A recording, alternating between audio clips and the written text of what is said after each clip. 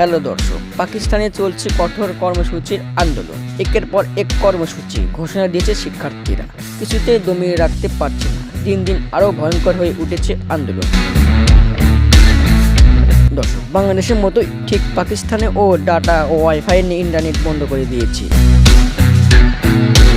ঘোর বিপাকে পড়েছে টাইগাররা। এরই মধ্যে আইসিসি বিশ্ব টেস্ট চ্যাম্পিয়নশিপের দুটি গুরুত্বপূর্ণ ম্যাচ খেলতে পাকিস্তানে গেছে বাংলাদেশ জাতীয় ক্রিকেট দল।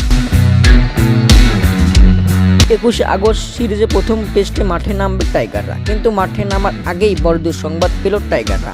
টাইগারদের তরুণ ওপেনার মাহমুদুল হাসান জয় পড়েছেন চোটে, যার কারণে পুরো সিরিজ থেকে বাদ তিনি। এতে টাইগারদের বিপদ আরও বেড়ে গেল। দুর্দান্ত ফর্মে থাকা এই ওপেনার পরিবর্তে কাকে নেবে একাদশে তা এখনও চূড়ান্ত হয়নি।